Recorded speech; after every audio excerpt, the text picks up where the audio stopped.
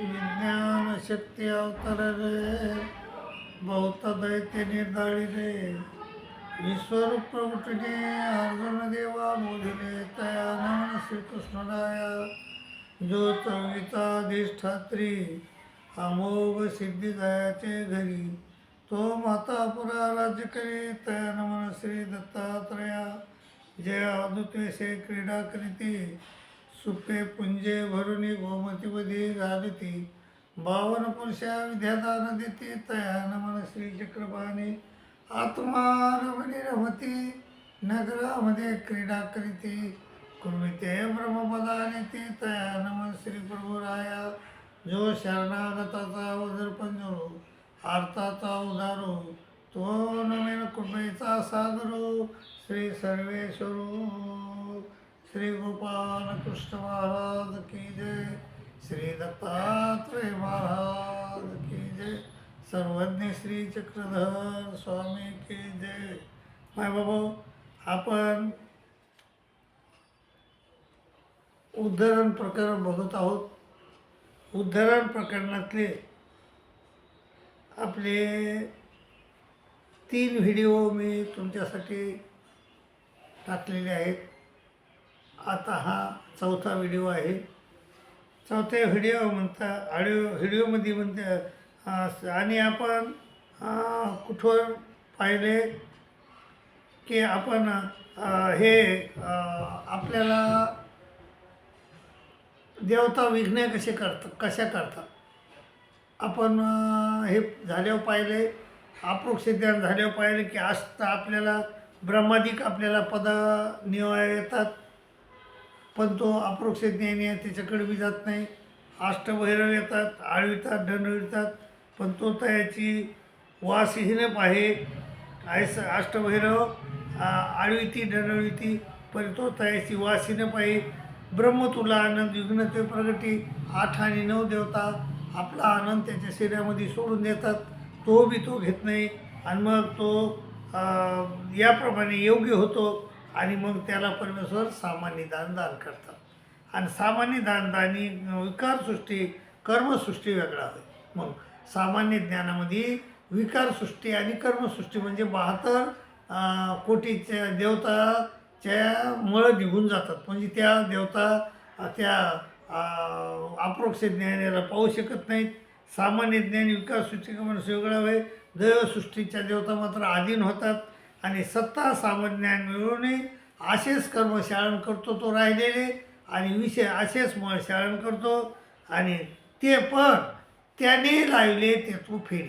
त्यानं जे लावले होते म्हणजे 81 कोटी 6,09 देवतीचे मळ त्यानं लावून घेतले होते, तो फेडून टाकू शकतो, त्याचं शाळण तो करू शकतो। परंतु जे त्यानं नाही लावली म्हणजे आद्यमळ त्यानं लावला नाही, अनाद्य त्यानं लावली नाही, हे त्याला फेडून टाकता येत नाही। मायबापो, मग हे त्याची न फिटे येत क्रियते तत्कर्म म्हणून कर्मशब्दे मळे बोली येते कर्मशब्दे कर्म मी म्हणावं। तर मग यापरी योग्य होय त्याशी परमेश्वर विशेष ज्ञानदान करते, विशेष ज्ञानदान करतात। आणि मग विशेष ज्ञानी दैवसृष्टी वेगळा होय, म्हणजे 81 कोटी 6,09 देवतेचे मळ निघून गेले। आता त्या 81 कोटी 6,09 देवता त्या अप्रोक्ष ज्ञानाला बघू शकत नाहीत आणि सगळे शक्ती अधीन होतात, त्याच्या दिसतात पुन्हा अप्रोक्ष होतात आणि माया पण मात्र त्याच्या उदास होते, कोपते आणि उदास होते। आणि परमेश्वर मग त्याला माया कृपा व्यतिरिक्त माया आणि कृपा ह्या 2 शक्ती देत नाहीत, बाकीच्या सर्व शक्ती त्याला दान करतात आणि मग तो सकळालाही प्रवाद्रव्य म्हणजे आवडता होतो। मग आद्यमळयुक्त चरमदे असतील कृपास्पदी भूत होऊन असे पुन्हा आद्यमळ आहेत त्याच्या संग आणि कृपास्पदीचे दुःख त्याला दिलेले आहेत। मग परमेश्वर त्याशी कृपा करते आणि मग हे कृपास्पदीचे दुःख संपल्यानंतर त्याला परमेश्वर कृपा करतात त्याच्यावर, मग त्याला परमेश्वर तयाची आपल्या कृपाशक्ती करूनही तयाची आनंद याच्या छेद करती, मूळ विद्या छेद करती, अज्ञान छेद करती, अज्ञान छेदी करून अन्यथा ज्ञान तुटी होय, आद्यमळ तुटी होय, जीवतो तुटी होय तळीची हानीतल्या वरतील पडे उतरणी गडबडी या परी परमेश्वर ते माया पारंगत करते. माय बाबा, आपल्या जीवा स्वरूपावर 5 पिशे आहेत. अनादि अद्या, अज्ञान, अन्यथा ज्ञान, आद्यमळ आणि जीवत्व. तर अनादि अद्या ही सगळ्यात खालचं मडकं आहे. तर ते खालचं मडकं जर फोडून टाकलं तर अज्ञान, अन्यथा ज्ञान, आद्यमळ आणि जीवत्व हे 4 मडके आपण मग त्या गळून पडतात आणि फुटतात. त्याप्रमाणे नाही का, आद्यमळ तुटी होय, जीवत्व तुटी होय, अन्यथा ज्ञान तुटी होय, तर सगळी तुटी होऊन जाती. कारण अनादि अद्याचा छेद केला की वरचे 4 मडके आपण मग त्या फुटून जातात. त्याप्रमाणे ज्ञान, अन्यथा ज्ञान, आद्यमळ आणि जीवत्व हे आपण मग ते तुटून निघून जातं आहे. उतरणी गडबडी या परमेश्वर ते माया पारंगत करते. म्हणजे एकदा अनादि अद्याद्वारे माया जीवाला पाहते आणि इतर देवता मळाद्वारे बघतात.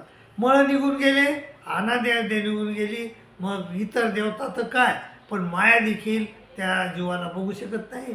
आणि मग माया पारंगत होतो, म्हणजे मायाला तो दिसू शकत नाही. तर साध्याची प्राप्ती साधन निवडते. मग त्यानं जी योग्यता जोडलेल्या होत्या, म्हणजे 4 ज्ञान वगैरे वगैरे, तर ते सगळं ते इथंच राहतं आहे. आणि साध्य प्राप्ती झाल्यानंतर ते सगळं इथंच राहतं आहे. आणि केवळ जीव शुद्ध स्वरूप जीव तो परमेश्वर प्राप्तीला जातो. परमेश्वर भक्ताशी आपली अनुभूती रती देतात आणि परमेश्वर मग भक्ताला आपली अनुभूती आणि रती देतात आणि भक्ताशी आपले समोर देते. भक्ताला समोर घेतात आणि ज्ञानी याला ब्रह्मीभूत करतात. परमेश्वर स्वरूपाचे 2 विभाग आहेत, एक परमेश्वर आणि एक ब्रह्म. तर हे ईश्वर आणि ब्रह्म. ईश्वर म्हणजे कैवल्य आणि ब्रह्म म्हणजे मोक्ष. तर जो प्रेम मार्गाने गेला त्याला कैवल्यपद भेटतं आहे आणि जो ज्ञान मार्गाने गेला त्याला मोक्षपद भेटतं, म्हणजे ब्रह्मपद भेटतं आहे.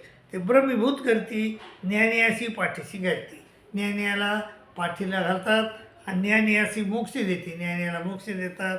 ज्ञानिया ब्रह्मी मिसळे, ज्ञानिया ब्रह्मी मिसळून जातो, बुडी देतो आणि बुडून जातो त्यात. आणि भक्तभेदे अनुभवी की अभेदे अनुभवी असा कल्पते ते करू नये. या परी परमेश्वर श्रीचक्र सकळ जीवाचे उद्धरते. हा बाबा, याप्रमाणे आपलं उद्धरण होतं आहे. आपण जर परमेश्वराला शरण गेलोत, आपण जर अनुसरलोत, देशाच्या शेवटी गेलोत, झाडाच्या तळवटी बसलोत आणि जर आपण तिथं स्मरण केलं, भिक्षाभोजन करून खाल्लं, तर परमेश्वर आपल्याला मृत्यूनंतर पुनसमन देतात आणि पुनसमन दिल्यानंतर परमेश्वर आपल्याला तिथून काढून घेऊन जातात. शब्द, अप्रोक्ष, सामान्य, विशेष हे 4 दाणे देऊन मग आपल्याला आपले जे अनादि अध्याय आहे तिचा छेद करतात आणि आपल्याला मोक्ष देतात. किंवा तुम्ही प्रेम मार्गाने गेल तर तुम्हाला कैवल्यपद देतात आणि ज्ञान मार्गाने गेलात तुम्हाला मोक्ष देतात. याप्रमाणे परमेश्वर आपलं उद्धरण करतात मायबाबू. त्यामुळं आपण मानवा पंथाचा उपदेश घ्यायला पाहिजे, नंतर थोडं ज्ञान घ्यायला पाहिजे आणि ज्ञान घेऊन परमेश्वराला अनुसरलं पाहिजे. मग अनुसरून आपण आस्तिपरीचं आचरण केलं पाहिजे आणि आपलं भलं आपण करून घेतलं पाहिजे. आपलं उद्धरण आपण करून घेतलं पाहिजे मायबाबा. आपलं उद्धार दुसरं कोणी करू शकत नाही. आपला उद्धार आपल्याच हातात आहे. श्रीकृष्ण महाराज 6व्या अध्यायात म्हणतात, उद्धरेत आत्मनात्मानं नात्मानं वसादयत आत्मा ह्यात्मनो बंधू रात्मयो रूप्यात्मा. आपला उद्धार आपणच करून घ्यायचा असतो. आपणच आपले बंधू आहोत. वाईट जर चांगले चाललो तर आपण आपले बंधू आहोत, वाईट वागलो तर आपण आपले शत्रू आहोत. त्यामुळं तुम्हाला कसं वागायचं ते बघा. तुम्हाला शत्रू व्हायचं का तुम्हाला तुमच्या आत्म्याचा मित्र व्हायचं हे तुम्ही तुमचं ठरवा. आणि मायबाबा, तुम्ही तुमच्या आत्म्याला नाश करू नका. तुम्ही तुमच्या आत्म्याचा नाश करू नका. तुम्ही काय करा, तुम्ही हे परमेश्वराचं चिंतन करा आणि परमेश्वर प्राप्ती करून घ्या, अशी मी तुम्हाला नम्र विनंती करतो आणि रजा घेतो. दंडोत प्रणाम. आणि इथंच उद्धरण प्रकरण समाप्त झालं असं मी तुम्हाला जाहीर करतो. दंडोत प्रणाम, दंडोत प्रणाम, दंडोत प्रणाम.